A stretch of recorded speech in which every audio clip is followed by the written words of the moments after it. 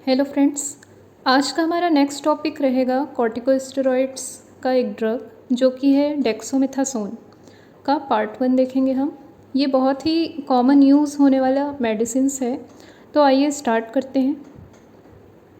Category and class basically as a ear corticosteroids, eye corticosteroids, corticosteroid hormones, systemic and local corticosteroid के रूप में ये use होता है।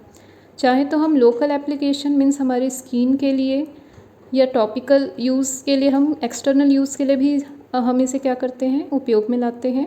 और सिस्टेमिक कॉर्टिकोस्टेरॉइड्स में मीन्स हमारा हार्मोन से रिलेटेड जो चीज़ें होती हैं उनसे रिलेटेड भी प्रिपरेशंस इसके थ्रू बनाए जाते हैं।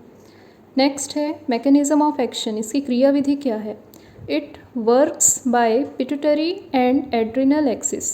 ये दो हमारा एंडोक्राइन ग्लैंड्स है जिसके थ्रू क्या करता है, ये वर्क करता है। यह पिट्यूटरी और अधिवृक्क अक्ष द्वारा काम करता है। नेक्स्ट है dexamethasone is a highly potent and long acting glucocorticoid which act as an anti inflammatory agent, है ना। इसमें क्या बोल रहा है कि डेक्सोमेथासोन एक बहुत ही ज़्यादा पोटेंट मीन्स प्रभावी और लंबे समय तक एक्ट करने वाला, है ना। अब जो कॉर्टिकोस्टेरॉइड्स होता है उसका भी बहुत सारे टाइप्स होते हैं, उसमें से एक होता है ग्लूकोकॉर्टिकोस्टेरॉइड्स। तो ये उस कैटेगरी में आता है जो कि कैसा एक्ट करता है, as a anti inflammatory agent. Means जो हमारे बॉडी में कहीं पे भी स्वेलिंग है या इन्फ्लामेशन हो रहा है तो उसे क्या है, रिड्यूस करने के लिए, ठीक करने के लिए ये यूज़ होता है। डेक्सोमेथासोन एक अत्यधिक शक्तिशाली और लंबे समय तक काम करने वाला ग्लूकोकॉर्टिकॉइड है। Next, by suppressing neutrophil migration, है ना। तो अब ये क्या है, एंटी इन्फ्लामेटरी एजेंट की तरह कैसे काम करेगा। जो हमारा न्यूट्रोफिल्स है, देखा जाए तो वो हमारा WBC means white blood cells जो होते हैं, जो हमारे बॉडी की रोग प्रतिरोधक क्षमता को बढ़ाते हैं, है ना। तो जितने ज़्यादा WBC काउंट बढ़ते जाते हैं मीन्स हमारे बॉडी में उतना ही ज़्यादा इन्फेक्शन है, जिसे क्योर करने के लिए क्या होता है, WBC मल्टीप्लिकेशन करता है अपने नंबर्स में, ताकि ज़्यादा से ज़्यादा WBC हो तो उस इन्फेक्शन को ख़त्म किया जा सके। तो उसी का ही एक टाइप्स है न्यूट्रोफिल्स, है ना। न्यूट्रोफिल्स का माइग्रेशन कब होता है, जब हमारे बॉडी में बहुत ज़्यादा इन्फेक्शन होता है ना। तो इसी न्यूट्रोफिल्स को सप्रेस करने का काम करता है कॉर्टिकोस्टेरॉइड्स या डेक्सोमेथासोन, है ना। तो उसे सप्रेस करने के बाद क्या करता है, वो चीज़ माइग्रेशन नहीं करेगी, मीन्स उसका नंबर ऑफ जो न्यूट्रोफिल्स है वो नहीं बढ़ेंगे, है ना। देन नेक्स्ट है जो न्यूट्रोफिल प्रवास को दबाने में उपयोगी होते हैं ना। न्यूट्रोफिल प्रवास मीन्स न्यूट्रोफिल माइग्रेशन को नहीं होने देते। इस तरीके से वो as a anti inflammatory agent काम करते हैं।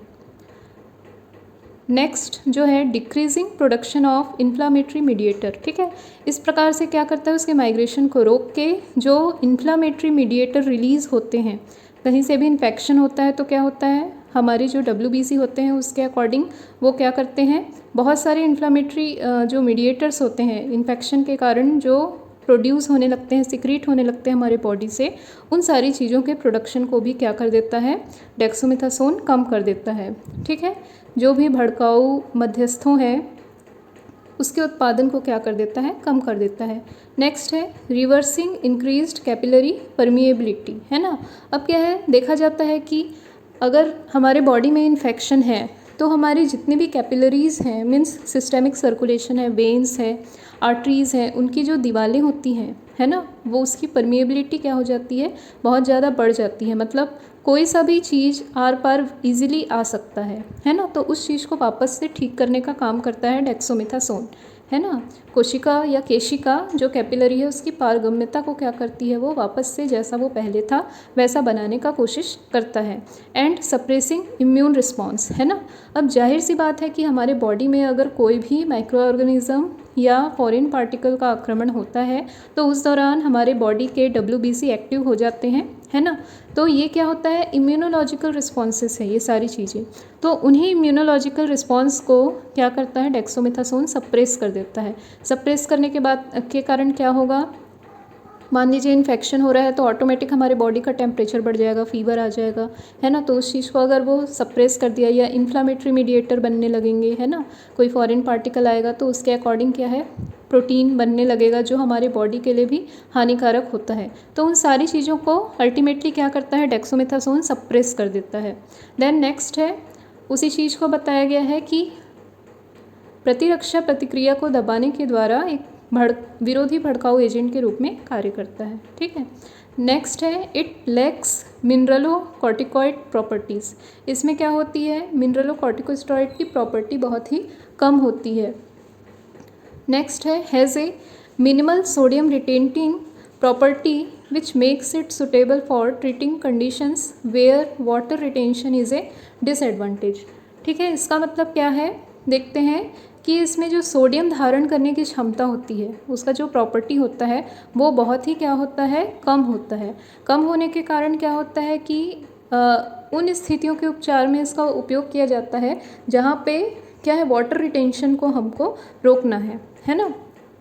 क्या होगा, अगर सोडियम रिटेंशन प्रॉपर्टी कम होगी तो जाहिर सी बात है कि वहाँ पे क्या होगा, वाटर रिटेंशन भी नहीं होगा, है ना। तो उस तरीके से जहाँ पे हमको जल प्रतिधारण नुकसान होता है या बहुत ज़्यादा एक्यूमुलेशन हो रहा है वाटर का, तो वहाँ पे क्या है, ऐसे एजेंट्स का यूज़ किया जाता है ना। अल्टीमेटली क्या होती है वो, एडिमा, इन्फ्लामेशन, है ना। तो उस चीज़ को ये क्या करता है, रोक देता है। तो इसलिए इसका as a anti inflammatory agent भी यूज़ किया जाता है। अब आगे देखते हैं नेक्स्ट इसके यूजेस। अब मैकेनिज़्म ऑफ एक्शन से तो एक हद तक हमको पता चल ही गया कि स्टेरॉइड्स या कॉर्टिकोस्टेरॉइड्स, जिसका एक एग्जांपल है डेक्सोमेथासोन, तो उसका यूज़ बेसिकली किन किन चीज़ों में होगा, तो ये यहाँ पे लगभग थोड़ा क्लियर हो गया है। तो भी देखते हैं हम नेक्स्ट, आर्थराइटिस, गठिया के रोग में इसका यूज़ किया जाता है। ब्लड हार्मोन डिसऑर्डर, रक्त हार्मोन से संबंधित जितने भी डिसऑर्डर या विकार हैं उसको दूर करने में यूज़ किया जाता है। जितने भी एलर्जिक रिएक्शंस होते हैं उसमें यूज़ होता है। स्किन डिजीज़, है ना, त्वचा से संबंधित जो रोग होता है उसमें भी यूज़ होता है। आई प्रॉब्लम, आँखों की समस्याओं में, ब्रीदिंग प्रॉब्लम, किसी को सांस लेने में तकलीफ़ है उस केस में भी स्टेरॉइड्स चलाए जाते हैं। जितने भी अस्थमा के जो पंप्स आते हैं, इन्हेलर्स आते हैं, वो भी क्या होते हैं, स्टेरॉइड्स ही होते हैं। नेक्स्ट है बोवेल डिसऑर्डर, आँख से संबंधी कोई विकार है तो उसमें यूज़ होता है। कैंसर में भी स्टेरॉइड्स चलाए जाते हैं। इम्यून सिस्टम डिसऑर्डर, प्रतिरक्षा प्रणाली विकारों में भी, है ना, जो मैंने बताया कि इम्यून रिस्पॉन्स जो एक्स्ट्रा हमारी बॉडी शो करती है उस चीज़ को भी सप्रेस करती है। नेक्स्ट है, it is also used as a test for an adrenal gland disorder, Cushing syndrome, है ना। ये एक तरीके का सिंड्रोम है, क्यूशिंग सिंड्रोम। इसमें क्या होता है, जो हमारे कहा जाए बॉडी होती है, बॉडी स्ट्रक्चर, दोनों कंधों के सामने का क्या होता है, जो हमारा पेट होता है, छाती होता है, उसमें क्या है, धीरे धीरे मोटापा आने लगता है ना। तो उस रोग को हम क्या बोलते हैं, क्यूशिंग सिंड्रोम। तो इस तरीके का क्या होता है, एक एड्रेनल ग्लैंड से रिलेटेड एक टेस्ट होता है, उस टेस्ट में भी हम डेक्सोमेथासोन का यूज़ करते हैं। देन नेक्स्ट है, it decreases your immune systems response to various disease to reduce symptoms such as swelling and allergic type reactions, है ना। पहले ही हमने पढ़ा है कि जो इन्फ्लामेशन है, स्वेलिंग है हमारा, उस चीज़ को ये कम करने में और जितने भी एलर्जिक रिएक्शन है उसको भी दबाने में ये क्या होता है, काम करता है। वही चीज़ है, सूजन और एलर्जिक जितने भी रिएक्शंस हैं उन सारी चीज़ों को ये क्या करता है, सप्रेस करने का काम करता है। देन सोरियासिस, सोरियासिस का मतलब होता है धीरे धीरे हमारे सेल्स का मरना। देन एक्जिमा, बहुत ज़्यादा खुजली होना। लीचेन प्लेनस, ये क्या है, एक तरीके का स्किन डिजीज़ है जिसमें हमारे पूरे बॉडी में पिंपल्स या फुंसियाँ हो जाती हैं। मिल्क क्रस्ट, ये जनरली छोटे बच्चों में देखने को मिलता है, जो दूध पीते बच्चे हैं। मिल्क क्या होता है, उनके माथे में जाके उसके क्रस्ट जम जाते हैं, है ना, तो उसे क्या कहते हैं, मिल्क क्रस्ट। नेक्स्ट है ओटाइटिस एक्सटर्नल, मतलब कान से रिलेटेड कोई भी प्रॉब्लम होना। Itching of rectal and vaginal, अगर रेक्टल या वेजाइनल रूट में भी ईचिंग की समस्या है, खुजली की समस्या है, तो उस केस में भी डेक्सोमेथासोन का यूज़ होता है। तो फ्रेंड्स, आज की क्लास के लिए केवल इतना ही, क्योंकि इसके यूजेस और मैकेनिज़्म ऑफ एक्शन ही बहुत लंबे हैं, तो इसे आप इजीली समझ सकें, इसलिए अब नेक्स्ट क्लास में इसके आगे का पार्ट देखेंगे। Thank you friends.